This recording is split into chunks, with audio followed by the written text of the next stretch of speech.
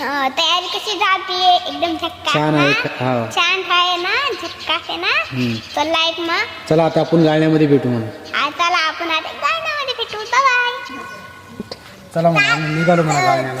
चालूच रे पण मी दमदम कणकण करी करी चालूच रे.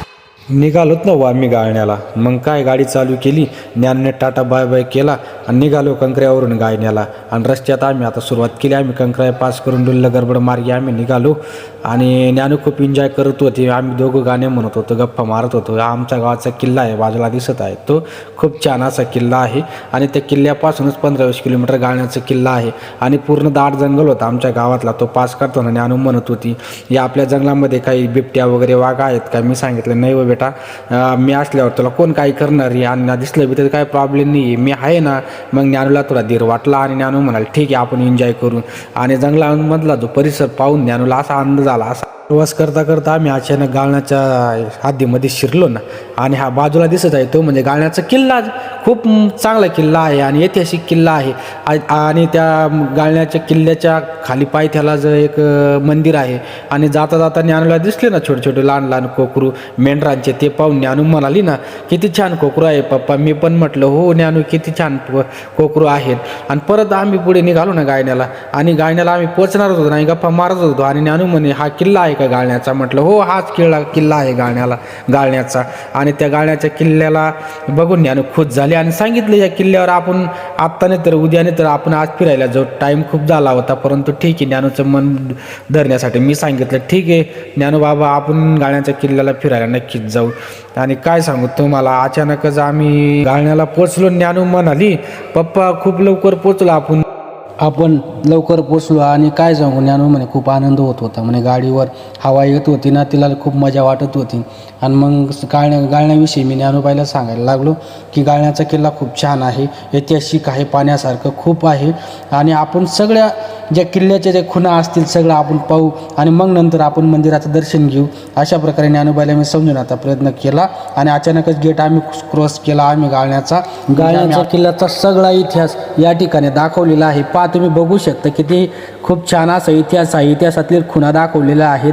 गेट कसा आहे चढण्यापासून तर वरती पोचण्यापर्यंत जे जे वस्तू आपल्याला पाहायला भेटतात ते दाखवलेलं आहे. परवेश गेट खूप छान आहे.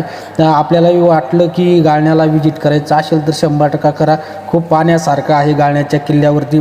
मग काय मग आम्ही लगेच आम्हाला जंगलामध्ये वांढर दिसले. वांढरांजवळ आम्ही गेलो. ज्ञानू घाबरत होती, आनंद पण वाटत होता ज्ञानूला. मग काय चॉकलेट होते. ज्ञानू म्हणे मी देणार चॉकलेट म्हणे. बरं ठीक आहे म्हटलं ज्ञानूबाई तू चॉकलेट दे म्हटलं.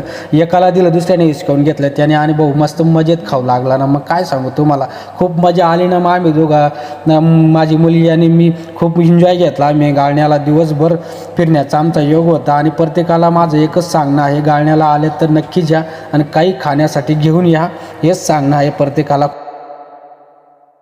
थैंक यू, धन्यवाद दोस्तों। हाँ मेरे प्यारे दोस्तों, लाइक करो, सपोर्ट करो, कमेंट करो। ये देखिए मेरे भाई ऐसा मत करो। मग ज्ञानूबाईला म्हटलं मी चला आता आपण दर्शनासाठी आपण मंदिराकडे निघू. आणि खूप आनंद घेतला हो आम्ही, खूपच. आणि तिच्या मनाला एवढा आनंद झाला तुम्हाला काय सांगतो. टाटा बाय बाय केलं सगळ्या प्रेक्षकांनी ज्ञानूला. आणि मग निघालो ना बुवा आम्ही या दर्शनाकडे. मग काय मंदिराचा गेट पाहिला तर दिव्य असा गेट होता. आणि बस पास केलं तर आम्ही घंटा वाजवला आणि काय नाही. पुढं थोडं गेलो. ज्ञानू खुश झाले. परत नंदी महाराजांचं दर्शन घेतलं. मग कानामध्ये ज्ञानूने काहीतरी सांगितलं, काहीतरी मन्नत मागितली असं. मग काय महाराज बसली होती, महाराजांचं दर्शन घेतलं. मी पण दर्शन घेतलं आणि निघालो ना बुवा आम्ही लगेच मंदिराकडे गेलो. कासवाचं दर्शन घेतलं. परत असं दिव्य भव्य असं महादेवाची पिंड होती आणि त्या पिंडाचं दर्शन घेतलं. आणि मग काय दर्शन घेतल्याबरोबर ज्ञानूबाईने जल्लोष केला.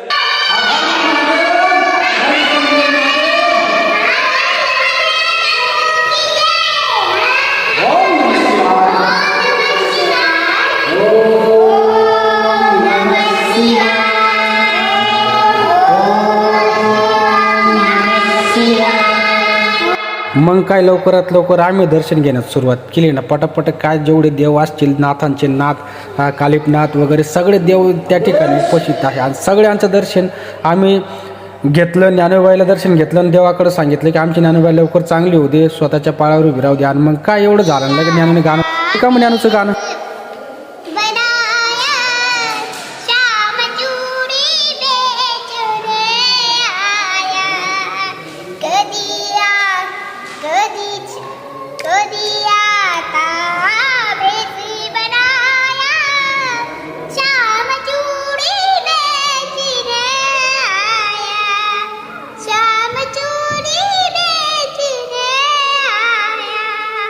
ज्ञानूबाईनं गाणं म्हटलं आणि मग गप्पा मारायला लागली आणि तिची मैत्रीण पण परी तिथं उपस्थित होती आणि सगळ्यांना ज्ञानूला निरोप घेतला आणि प्रत्येकाला सांगितलं आम्ही आमचा गाण्याचा ट्रिप तुम्हाला कसं वाटलं हे आपण कमेंट आणि लाईकद्वारे कळवा आम्हाला.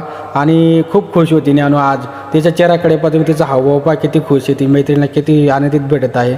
आणि हा सगळा आम्हाला मार्गदर्शन असणार आहे आमचे चुलत भाऊ नितीन दासनूर या ठिकाणी आम्हाला सगळं मार्गदर्शन त्यांनी केलं आणि त्यांच्यामुळेच आम्ही किल्ला फिरू शकलो. आभार मंडळी. आम्ही आता घराकडं. मग कसा वाटला आमचा प्रवास नक्कीच सांगा.